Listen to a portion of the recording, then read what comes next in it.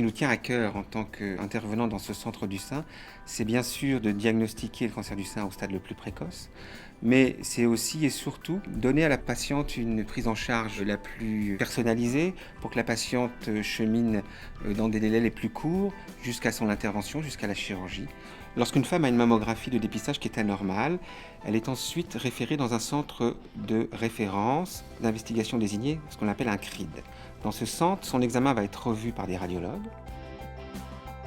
Les deux examens additionnels les plus fréquemment réalisés chez une patiente adressée dans un CRID, c'est d'une part des clichés complémentaires mammographiques, comme les agrandissements qui permettent de mieux préciser des zones qui étaient un peu floues ou mal visibles sur la mammographie de dépistage.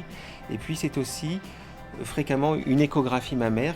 Dans 90% des cas, les investigations complémentaires ne vont rien montrer d'anormal ou ne vont montrer que des anomalies bénignes, comme un kyste que l'on va pouvoir diagnostiquer sur les examens complémentaires, comme l'échographie par exemple.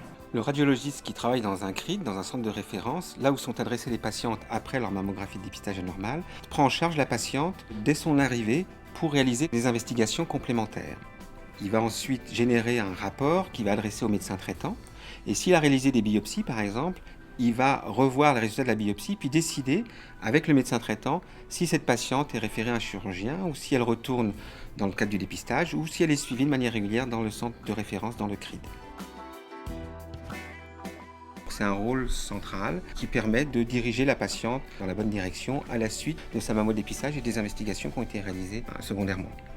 Comme la patiente est référée à un chirurgien qu'elle doit être opérée et que le cancer est petit et donc non palpable, il va falloir que l'on aide le chirurgien à enlever la lésion, seulement la lésion, en faisant une chirurgie la plus économique possible en termes de cosmétiques.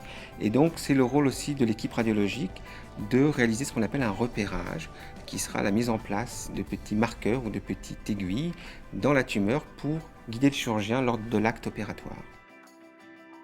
Donc on intervient dans toute la chaîne diagnostique et thérapeutique. Et tout ça de manière concertée avec l'ensemble des intervenants du centre du sein, notamment les chirurgiens ou les pathologistes, pour que la prise en charge thérapeutique soit la meilleure possible pour la patiente.